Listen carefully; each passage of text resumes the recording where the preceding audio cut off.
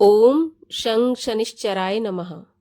स्वागत है आपका हमारे चैनल पर। आज के इस वीडियो में आप सुनेंगे शनिवार व्रत की कथा।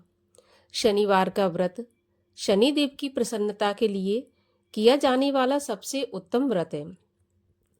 शनिवार के दिन व्रत करने से शनि ग्रह शांत होते हैं। शनिवार के दिन शनिदेव की पूजा की जाती है, जिसमें काला तिल, काला वस्त्र, तेल, उड़द ये चीज़ें शनिदेव को बहुत अधिक प्रिय हैं, इसलिए इनसे शनिदेव की पूजा होती है। शनि की दशा, महादशा, अंतरदशा और साढ़े साती ढैया ये दूर करने के लिए शनिदेव का ये व्रत किया जाता है। शनिदेव का व्रत करने के साथ साथ शनि स्तोत्र, शनि चालीसा, इससे भी शनि की दशा महादशा दूर करने के लिए लाभ मिलता है। तो आज के इस वीडियो में कथा आरंभ करने से पहले ऐसे ही और कथाएं सुनने के लिए और हमसे जुड़े रहने के लिए हमारे चैनल को सब्सक्राइब करें। कथा अच्छी लगे तो एक लाइक करें और शेयर करें। तो चलिए अब हम सुनते हैं शनिवार व्रत की कथा। तो कथा के अनुसार एक समय सूर्य, चंद्रमा, मंगल, बुध, बृहस्पति, शुक्र, शनि, राहु और केतु इन ग्रहों में आपस में झगड़ा हो गया कि हम सब में से सबसे बड़ा कौन है। सब अपने आप को बड़ा कहते थे। जब आपस में कोई निश्चय न हो सका तो सबके सब आपस में झगड़ते हुए इंद्र के पास गए और कहने लगे कि आप सब देवताओं के राजा हो, इसलिए आप हमारा न्याय करके बताओ कि हम नवों ग्रहों में सबसे बड़ा कौन है। राजा इंद्र इनका प्रश्न सुनकर घबरा गए और कहने लगे कि मुझमें यह सामर्थ्य नहीं है जो किसी को बड़ा या छोटा बताऊं। मैं अपने मुख से कुछ नहीं कह सकता। हाँ, एक उपाय बता सकता हूँ। इस समय पृथ्वी पर राजा विक्रमादित्य दूसरों के दुखों का निवारण करने वाले हैं, इसलिए तुम सब मिलकर उन्हीं के पास जाओ, वही तुम्हारे दुखों का निवारण करेंगे। ऐसा वचन सुनकर सभी ग्रह देवता चलकर भूलोक में राजा विक्रमादित्य की सभा में जाकर उपस्थित हुए और अपना प्रश्न राजा के सामने रखा। राजा उनकी बात सुनकर बड़ी चिंता में पड़ गए कि मैं अपने मुख से किसको बड़ा और किसको छोटा बताऊं। जिसको भी छोटा बताऊंगा वही क्रोध करेगा। परंतु उनका झगड़ा निपटाने के लिए राजा ने एक उपाय सोचा। राजा ने सोना, चांदी, कांसा, पीतल, शीशा, रांगा, जस्ता, अभ्रक और लोहा इन 9 धातुओं के 9 आसन बनवाए। सब आसनों को क्रम से, जैसे सोना पहले और लोहा सबसे पीछे बिछा दिया गया। इसके पश्चात राजा ने सब ग्रहों से कहा कि आप सब अपने अपने सिंहासनों पर बैठ जाइए। जिसका आसन सबसे आगे होगा वह सबसे बड़े और जिसका आसन सबसे पीछे है वह सबसे छोटा जानिए। क्योंकि लोहा सबसे पीछे था और वह शनिदेव का आसन था, इसलिए शनिदेव ने समझ लिया कि राजा ने मुझको सबसे छोटा बना दिया। इस पर शनिदेव को बड़ा क्रोध आया और कहा कि राजा, तू मेरे पराक्रम को जानता नहीं है। सूर्य एक राशि पर 1 महीना, चंद्रमा 2.25 महीना 2 दिन, मंगल 1.5 महीना, बृहस्पति 13 महीने, बुध और शुक्र 1-1 महीने, परंतु मैं एक राशि पर 2.5 अथवा 7.5 साल तक रहता हूँ।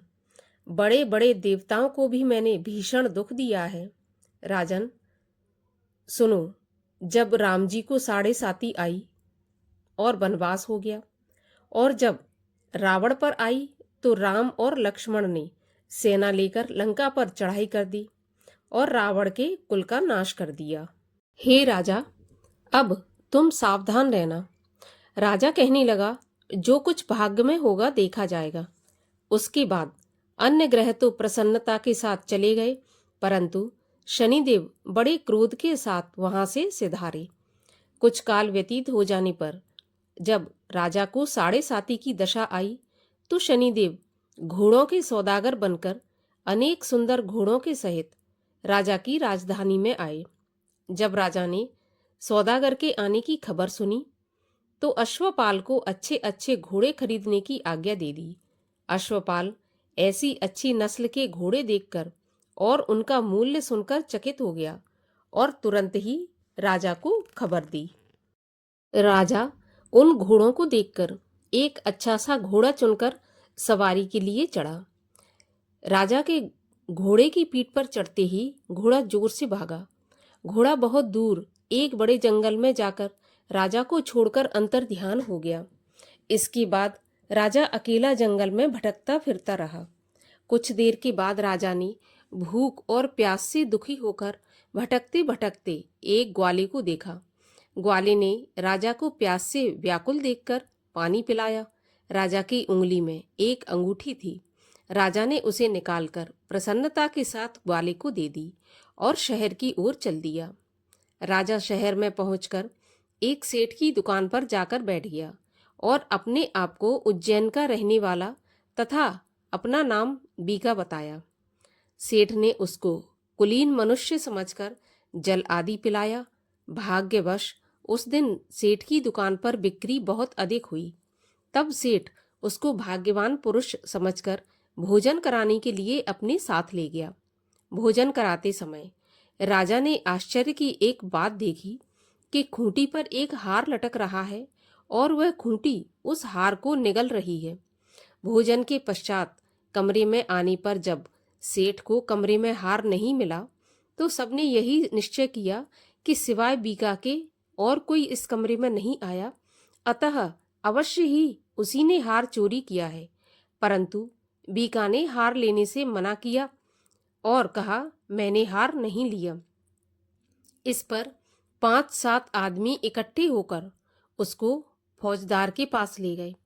फौजदार ने उसको राजा के सामने उपस्थित कर दिया और कहा कि ये आदमी तो भला प्रतीत होता है, चोर मालूम नहीं होता, परंतु सेठ का कहना है कि इसके सिवाय और कोई घर में आया ही नहीं, अवश्य ही इसी ने चोरी की है। तब राजा ने आज्ञा दी कि इसके हाथ पैर काटकर चौरंगिया किया जाए। राजा की आज्ञा का तुरंत पालन किया गया और बीका के हाथ पैर काट दिए। इस प्रकार कुछ समय व्यतीत होने पर एक तेली उसको अपने घर ले गया और कोलू पर उसको बैठा दिया। बीका उस पर बैठा हुआ जुबान से बैल हाँकता रहा। शनि की दशा समाप्त हो गई और एक रात को वर्षा ऋतु के समय वह मल्हार राग गाने लगा। उसका गाना सुनकर उस शहर के राजा की कन्या उस राग पर मोहित हो गई और दासी को खबर लेने को भेजा कि शहर में कौन गा रहा है। दासी सारे शहर में फिरती फिरती क्या देखती है कि एक तेली के घर में चौरंगिया राग गा रहा है। दासी ने महल में आकर राजकुमारी को सारा वृत्तांत सुना दिया। बस उसी क्षण राजकुमारी ने अपने मन में यह प्रण कर लिया कि चाहे कुछ हो मैं इस चौरंगिया के साथ ही विवाह करूंगी। प्रातः काल होते ही जब दासी ने राजकुमारी को जगाना चाहा तो राजकुमारी अनशन व्रत लेकर पड़ी रही। तब दासी ने रानी के पास जाकर राजकुमारी के ना उठने का वृत्तांत कहा। रानी ने तुरंत ही वहां पर आकर राजकुमारी कर जगाया और उसके दुख का कारण पूछा। तो राजकुमारी ने कहा कि माताजी, मैंने यह प्रण कर लिया है कि तेली के घर में जो चौरंगिया है उसी के साथ विवाह करूंगी। माता ने कहा, पगली, ये क्या बात कर रही है? तेरा विवाह तो किसी देश के राजा के साथ किया जाएगा। कन्या कहने लगी कि माताजी, मैं अपना प्रण कभी नहीं तोड़ूंगी। माता ने चिंतित होकर यह बात राजा को बताई। जब महाराज ने भी आकर समझाया कि मैं अभी देश देशांतर में अपने दूत भेजकर सुयोग रूपवान और बड़े से बड़े गुणी राजकुमार के साथ तुम्हारा विवाह करूंगा, ऐसी बात तुमको कभी नहीं सोचनी चाहिए। कन्या ने कहा, पिताजी, मैं अपने प्राण त्याग दूंगी परंतु दूसरे से विवाह नहीं करूंगी। इतना सुनकर राजा ने क्रोध से कहा कि यदि तेरे भाग्य में ऐसा ही लिखा है तो जैसी तेरी इच्छा हो वैसा ही कर। राजा ने तेली को बुलाकर कहा कि तेरे घर में जो चौरंगिया है उसके साथ मैं अपनी कन्या का विवाह करना चाहता हूँ। तेली ने कहा कि यह कैसे हो सकता है महाराज, कहाँ आप हमारे राजा और कहाँ मैं एक नीच तेली। परंतु राजा ने कहा कि भाग्य के लिखे को कोई टाल नहीं सकता, अपने घर जाकर विवाह की तैयारी करो। राजा ने उसी समय तोरण और बंधन बार लगवाकर अपनी राजकुमारी का विवाह चौरंगिया बना विक्रमादित्य के साथ कर दिया।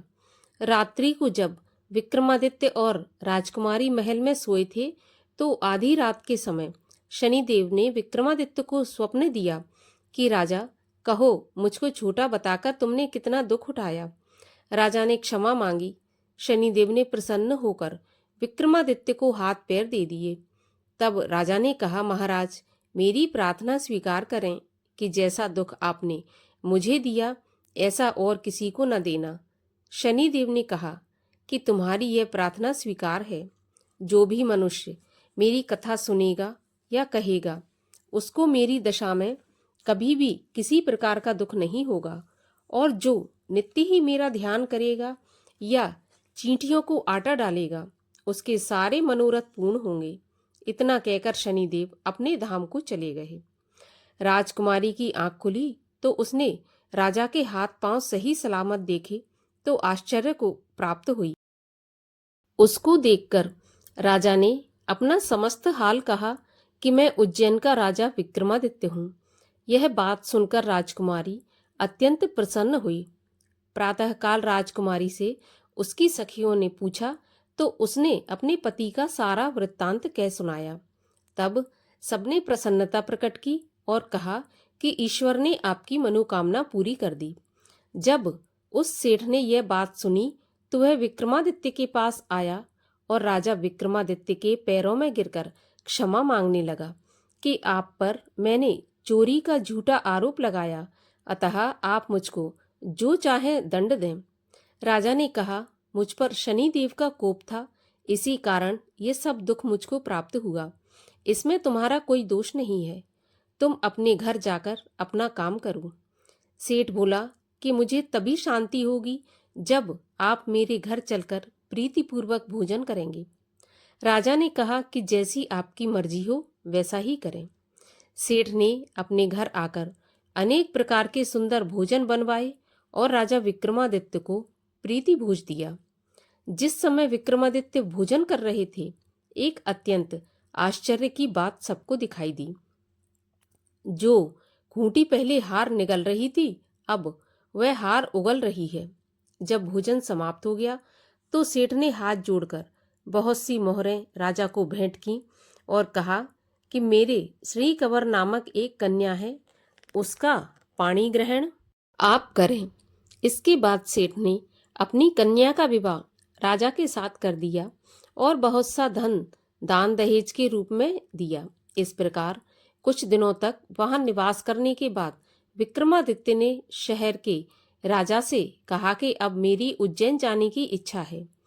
फिर कुछ दिन के बाद विदा लेकर राजकुमारी मनभावनी और सेठ की कन्या श्री कंवरी दोनों जगह के दहेज और अनेक दास दासी रथ और पालकियों सहित विक्रमादित्य उज्जैन की तरफ चल पड़े। जब शहर के निकट पहुंचे तो नगरवासियों ने राजा के आने का समाचार सुना तो समस्त उज्जैन की प्रजा अगवानी के लिए आई। तब बड़ी प्रसन्नता से राजा अपने महल में पधारे। सारे शहर में बड़ा भारी महोत्सव मनाया गया और रात्रि को दीपमाला भी की गई। दूसरे दिन राजा ने शहर में यह सूचना कराई कि शनि देवता सब ग्रहों में सर्वोपरि है। मैंने इनको छोटा बताया, इसी से मुझको दुख प्राप्त हुआ। इस कारण सारे शहर में सदा शनिदेव की पूजा और कथा होने लगी। राजा और प्रजा अनेक प्रकार के सुख भोगती रही। जो कोई शनिदेव की इस कथा को पढ़ता है या सुनता है, शनिदेव की कृपा से उसके सब दुख दूर हो जाते हैं। शनिवार की कथा को व्रत के दिन अवश्य पढ़ना चाहिए। ओम शांति, ओम शांति, ओम शांति। शनिदेव चालीसा। जय गणेश गिरजा सुवन, मंगल करण कृपाल, दीनन के दुख दूर कर, कीजय नाथ निहाल। जय जय श्री शनिदेव प्रभु, सुनहु विनय महाराज, करहु कृपा हे रवि तनय, राखहु जन की लाज। जयत जयत शनिदेव दयाला, करत सदा भक्तन प्रतिपाला। चार भुजा तन श्याम विराजे, माथे रतन मुकुट छवि छाजे। परम विशाल मनोहर भाला, टेढ़ी दृष्टि भ्रुकुट विकराला। कुंडल श्रवण चमाचम चमके, हिये माल मुक्तन मणि दमके। कर में सदा त्रिशूल कुठारा, पल बिच करे अरहि संघारा।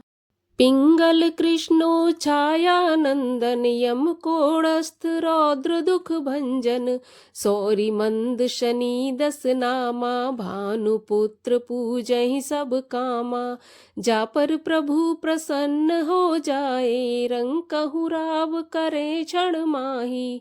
पर्वतहु तृण होय निहारत, तृणहु को पर्वत कर डारत।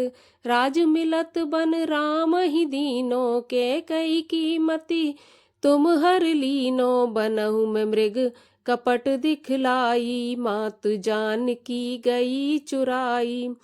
लक्ष्मण शक्ति विकल कटि डारा, मचि गदल में हाहाकारा। रावण की गत मत बोराई, रामचंद्र सो बैर बढ़ाई। दियो कीट कर कंचन लंका, बजो बजरंग वीर को डंका। नृप विक्रम पर तुहि पगुधारा, चित्र मयूर निगल गई हारा। हार नो लखा लग्यो चोरी, हाथ पैर डरवायो तोरी। भारी दशा निकृष्ट दिखायो, तेलहि घर कोलू चलवायो। विनय राग दीपक महकीनो, तब प्रसन्न प्रभु है सुख दीनो। हरिश्चंद्र नृप नार बिकानी, आपहु भरे डोम घर पानी। तैसे नल पर दशा सिरानी, भूंजी मीन कूद गई पानी। श्री शंकर गयो जब जाई, पार्वती को सती कराई। तनिक बिलोकत ही कर रीसा, नभ उड़ गयो गौरी सुत सीसा। पांडव पर भय दशा तुम्हारी, बची द्रौपदी होते उघारी। कौरव के भी गति मत मारो, युद्ध महाभारत कर डारो। रवि कहे मुख मह धरि तत्काला, लेकर कूद परो पाताला।